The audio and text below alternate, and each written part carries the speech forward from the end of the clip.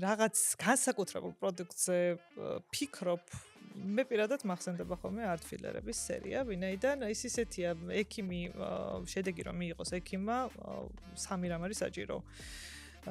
ცოდნე ექიმი, ორგანიზმის პასუხი და ხარისხიანი პროდუქტი ხელში. Lips არტფილერების სერიაში, რომელიც გვაქვს ერთ-ერთი პროდუქტი, ჩემს ყველაზე საყვარელია, ვინაიდან მაძლევს ჩემი საავტორო ტექნიკისთვის ზუსტად ის შედეგი მივიღო, რომელიც შედეგსაც პირდები პაციენტს.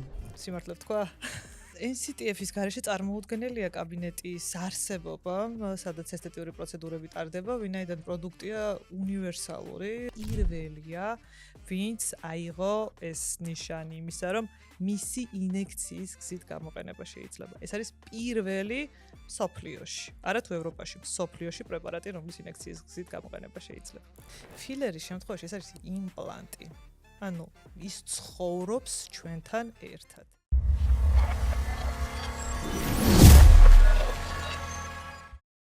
მოგესალმებით, თქვენ უყურებთ კომპანია STMED-ის პოდკასტს Art of Film-ed. ჩვენი დღევანდელი სტუმარია დერმატოვენეროლოგი და ასოციაცია გაიას დამფუძნებელი თამარ ლოლუა. მადლობა თამარ მოგზანებისთვის. თაკო, მოგვიყევით თქვენ შესახებ, როგორ დაიწყო თქვენი კარიერა, რატო გადაწყვეტეთ ეს პროფესია? ჩემი კარიერა ძალიან დიდი ხნის წინ დაიწყო. დაახლოებით ალბათ 15 წელს მოიცავს უკვე რაც ამ სფეროში.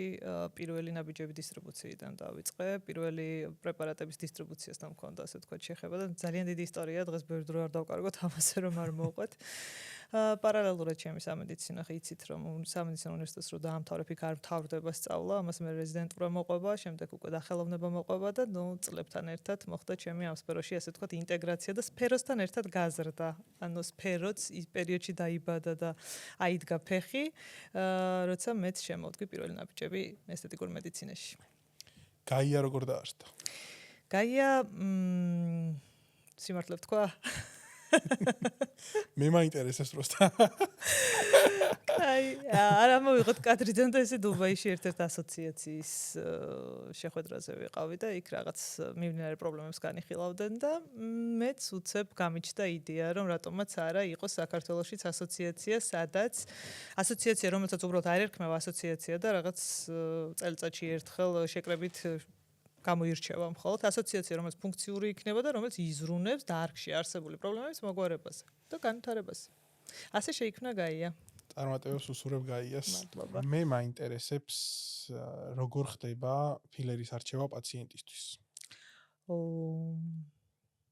თუ ექიმი ურჩევს. და ძალიან კარგი არის ეს, როდესაც ექიმი ურჩევს, ვინაიდან ძალიან განვითარებული ყავს პაციენტები. ნუ ყოველ შემთხვევაში თვითონ ესე ფიქრობენ, რომ ბევრი იციან, უკვე ძალიან ბევრი research-ს აკეთებენ, აქ ChatGPT-ს ეხმარებათ და უკვე ძალიან დარწმუნებულები მოდიან, თვითონ იციან რა უნდათ და როგორ უნდათ და ნუ იქ გრჩება მერე ის თავისუფალი სივრცე, სადაც რეალურად ექიმის კომპეტენცია უნდა იყოს გამოყენებული. ფილერი აუცილებლად უნდა ვთქვა ის ფაქტი, რომ ფილერი არის ყველაზე საშიში და მძვინვარე, ანუ ყველაზე მეტი რისკი აქვს ფილერს გართულების. ანუ სხვა დანარჩენ პროცედურებში თუ გვაქვს ალბათობა ნაკლები, თუმცა იქაც არის ფილერი ყველაზე რთულად სამართავია შემდეგ. და ყოველთვის ვეუბნები ხოლმე, რომ მაგალითად ბოტულინოტოქსინს გავიკეთებთ, გაგვირთულდა, გავა. ყველაზე ცუდ შემთხვევაში რაღაცა მცირედი დაზიანება დარჩება. ყველაზე ცუდ შემთხვევაში და ფილერის შემთხვევაში ეს არის იმპლანტი.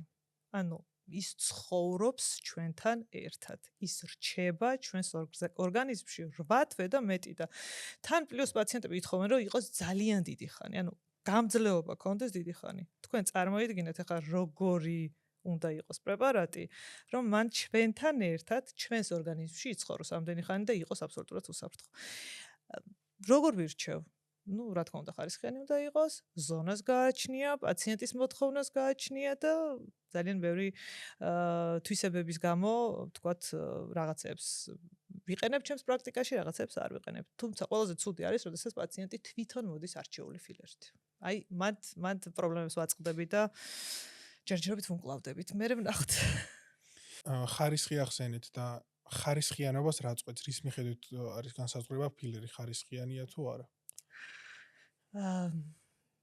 ხშირად ვეუბნები ჩემ პაციენტებს ხოლმე, მაგალითად თქვენ მოტყუჩმა არ იცის რომელი ქვეყანაა ეს.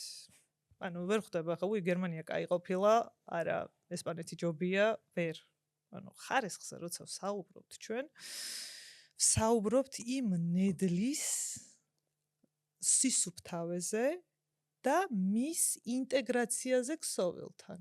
ანუ, როდესაც შევიყვანთ, რამდენად მეგობრულად აღიქოს ამას ჩვენი ორგანიზმი და რამდენად არ გაბრაზდება და არ დაიწყებს პასუხის გაცემას. ანუ, ხარისხიანი პრეპარატი არის პრეპარატი, რომელიც ორგანიზმში არ იწვევს პასუხს. რა განსხვავებაა თაკო სახის მოდელირებასა და ანტიასაკობრივი ფილერებით ჩატარებულ პროცედურას შორის? სახის მოდელირება არის, როდესაც შეიძლება ხარ 25 წლის, 20 წლის, 30 წლის და კონკრეტული შენი ნაკვთი მიუღებელია. გიქმნის, გიფუჭებს ცხოვრების ხარისხს და გინდა რომ მცირედი კორექტირება შეიტარო. ეს არის მოდელირება, როდესაც არსებულს ცვლი. ანტიეჯ თერაპია ფილერებით ხდება, როდესაც ასაკიდან გამომდინარე, შეიძლება ეს ასაკი ვიღაცისთვის 30 წელია, ვიღაცისთვის 50 წელია, არ აქვს მნიშვნელობა. დაბერება ყველასთან სხვადასხვანაირად მიმდინარეობს. ასაკობრივი ცვლილებებიდან გამომდინარე, ზოგიერთ ზონაში დავკარგეთ მოცულობა, რომელიც ჩვენი ახალგაზრდობისთვის იყო დამახასიათებელი. სწორედ ეს განსხვავებაა. როდესაც ვცვლით ასაკის მიუხედავად, ან ასაკმა გვაიძულა, რომ დავამატოთ კონკრეტულ ზონაში მოცულობა. თაკო, თქვენ ხართ ფილმედის ტრენერი. ერთი ორი სიტყვა ფილმედზეც რო ვთქვათ, როგორ მოგწონთ უმეტესად რომელს იყენებთ ფილმედის რომელ art filler სერიიდან რომელ ფილერს იყენებთ და როგორი კმაყოფილი ხართ? ფილმებზე შემიძლია ვისაუბრო დაუსრულებლად. ვინაიდან ჯერ კიდევ გავიცანი მაშინ, როდესაც ერქვა ფილორგა. და ფილორგა და არ ვიცი, როცა ხარისხზე და ასე ვთქვათ, რაღაც განსაკუთრებულ პროდუქტზე ფიქრობ, მე პირადად მახსენდება ხოლმე art filler-ების სერია, ვინაიდან ის ისეთია, ექიმი შედეგი რომ მიიღოს ექიმმა, სამი რამ არის საჭირო. ცოდნე ექიმი, ორგანიზმის პასუხი და ხარისხიანი პროდუქტი ხელში. ხარისხში არ იგულისხმება მარტო წარმოებელი ქარხანა და მუშა პროდუქტი, რომელიც რასაც კპირდება, იმას აკეთებს. აი ამ სამი ნივთიერების, თქვათ, ერთობა გაძლევს შემდეგ უკვე საუკეთესო შედეგს. მე ვფიქრობ, art filler-ების სერია ამართლებს თავის დანაპირებს და ყოველ შემთხვევაში ჩემ პრაქტიკაში ზუსტად ესია. ზუსტად ვიცი რა შემიძლია დავპირდე, იმიტომ რომ ამ სამი კომპონენტის ერთობა მაქვს და ზუსტად იგივე შედეგს ვიღებ ხოლმე. ჩემთვის ყველაზე საყვარელი პროდუქტი არის თაკოლოლუას იცნობენ ტუჩებით. lips art filler-ების სერიაში, რომელიც გვაქვს ერთ-ერთი პროდუქტი, ჩემთვის ყველაზე საყვარელია, ვინაიდან მაძლევს ჩემის ავტორო ტექნიკისთვის ზუსტად ის შედეგი მივიღო, რომელ შედეგსაც ვპირდები პაციენტს. ხო, lips-ი ძალიან ისეთ უნივერსალთან ერთად ბესტსელერი არის ფილმების და კი, მე უფრო ისეთი ბუნებრივი ტუჩები მიყვარს და შესაბამისად lips-ი აი ზუსტად იმ შედეგს მაძლევს, რაც მჭირდება. როდესაც ვსაუბრობთ ფილმებზე, შეუძლებელია გვერდი ავუაროთ NCTF-ს, რომელიც არის ჰოლივუდის ვარსკვლავების რჩეული პრეპარატი, ბიორეპარანტი და თქვენ რო გითხრათ NCTF-ის შესახებ, როგორ მოგწონთ, იყენებთ თუ არა და რა ასაკიდან არის რეკომენდირებული და რომელი კატეგორიის პაციენტებისთვის არის ფილმედის NCTF-ი? NCTF-ის გარეშე წარმოუდგენელია კაბინეტის არსებობა, სადაც ესთეტიური პროცედურები ტარდება, ვინაიდან პროდუქტია უნივერსალური, ძალიან ბევრი ნოზოლოგიის დროს შეგვიძლია გამოვიყენოთ, როგორც სკალპზე, ტანზე, სახეზე, რიგი პრობლემების, როგორც სამკურნალოდ, ასევე პრევენციისთვის. ასაკს ხას არ გაუსმევ, ვინაიდან მედიცინა ეს და იმ ასაკში, როდესაც საუცილებლობა არის, რა თქმა უნდა, უნდა იყოს გამოყენებული და ზურგს ამ პრეპარატს უმაგრებს ის ფაქტი, რომ ის არის, მას აქვს MDR-ი და ის არის საინექციო ფორმა, ამას მიაქციეთ აუცილებლად ყურადღება, ვინაიდან ესეთი შეფუთვით ძირითადად პრეპარატები გამოირჩევა იმით, რომ აწერია topical use only, მხოლოდ გარეგანი გამოყენებისა, რომ მათ არ აქვთ ის დამატებითი კვლევა ჩატარებული, შეიძლება შეიქმნა და არის სტერილიზაცია იმ დონეზე, რომ ინექცია ის გზით მოხდეს მათი გამოყენება, მაგრამ ერთადერთი არის თუ არა ამ წუთას ტყუილში არ ჩამეთოროს, მაგრამ პირველია, ვინც აიღო ეს ნიშანი იმისა, რომ მისი ინექციის გზით გამოყენება შეიძლება. ეს არის პირველი სოფლიოში, არა თუ ევროპაში, სოფლიოში პრეპარატი, რომლის ინექციის გზით გამოყენება შეიძლება. აუცილებლად მინდა აღვნიშნო ის ფაქტი, რომ ბიორევიტალიზანტია, მეზოთერაპიისთვის განკუთვნილი პრეპარატია, ეს ბუსტერია, თუ ასე შემდეგ, ძალიან ბევრი ასე ვთქვათ, მარკეტინგულად შეფუთული პროცედურები გვხვდება დღევანდელ დღეს. ყველა ეს პროდუქტი გამოიყენება მეზოთერაპიული მეთოდით. ანუ საუბარი იმაზე, რომ ინექციის გზით შეყვავს თითქმის ერთი და იმავე ნივთიერების შემცველი პრეპარატი. რისი თქმა მინდა, თუ კი კარგად კონცენტრირებული ბიორევიტალიზანტი გვექნება ხელში, სადაც არის ის კონცენტრაცია, რომელიც კონკრეტული ნოზოლოგიის დროს გვჭირდება, ეს დამატებით სხვადასხვა კიდე პროცედურების ჩატარება არც არის რეკომენდირებული და პირიქით მე ვფიქრობ დამატებით შეიძლება ბევრი პრობლემის გამომწვევი იყოს. ამიტომ ერთი უნივერსალური პროდუქტი, რომელიც გაძლევს საშუალებას, რომ რამოდენიმე შრეზე იმუშაო, მე ჩემს პრაქტიკაში ვარჩევ მინიმალისტურ ჩარევას, იმისთვის რომ მაქსიმალური შედეგი მივიღო. ყველაზე ხშირად მოთხოვნადი პროცედურები რომლებია პაციენტების მხრიდან თაკო?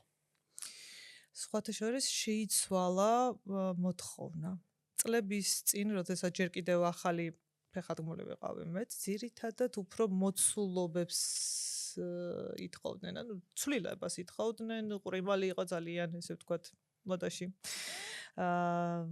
ტუჩები არა ბუნებრივი, ჩემთვის არა ბუნებრივია ნამდვილად და უფრო რაღაცა ცვლილებებისკენ იყვნენ ორიენტირებულები. დღევანდელ დღეს აი ბოლო წლების განმავლობაში ძირითადი მოთხოვნა არის ბუნებრივი მოვლილი, ერთგვაროვანი კანი, ისეთი კანი, რომელიც არ საჭიროებს დაფარვას ყოველდღიურობაში და მოვლილად რომ გამოიყურებოდეს ადამიანი. ანუ ეს გადაიქცა თითქოს ყოველდღიურ რუტინად, როგორც ყველას გვიზის დღის წესრიგში, რომ ფრჩხილი, თმა უნდა გქონდეს მოვლილი, ზუსტად ისე გახდა, რომ სახის კანიც არა მარტო სახის, მაგრამ ძირითადად სახის კანიც გქონდეს მოვლილი და გვაძლევდეს იმის ფუფუნებას და საშუალებას, რომ ქოვერის გარეშე ვიყოთ ყოველდღიურობაში. და ძირითადად რომელი ასაკიდან ურჩევდით პაციენტებს, რომ დაიწყონ ინექცია, ანუ არის რამე განსაზღვრული ასაკი ამისთვის? არა, ასაკი ნამდვილად არ არის.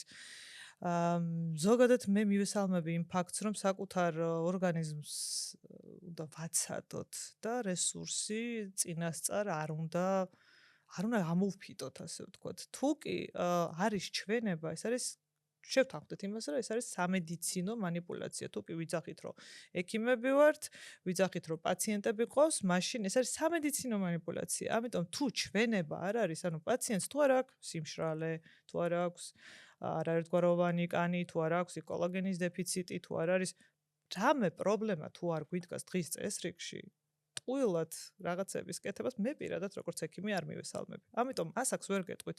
ზოგთან ეს პრობლემა 20 წლის ასაკში იწყება, ზოგი აგერ მყავს მე 50 წლის, რომელთან ჯერ კიდევ არ დამდგარა. სიმშრალე ახსენეთ თაკო და რომელ პრეპარატს ურჩევდით თქვენს კოლეგებს და პაციენტებს? ფილმეთ თუ აქვს რომელიმე პრეპარატი, რომელიც ამის საწინააღმდეგოდ გამოიყენება, ამის შესახებ რომ გითხრათ?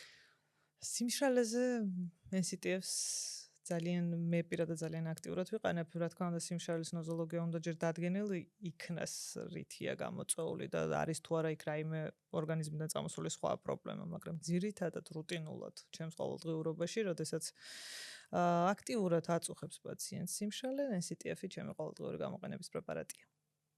დიდი მადლობა თაკო სტუმრობისთვის.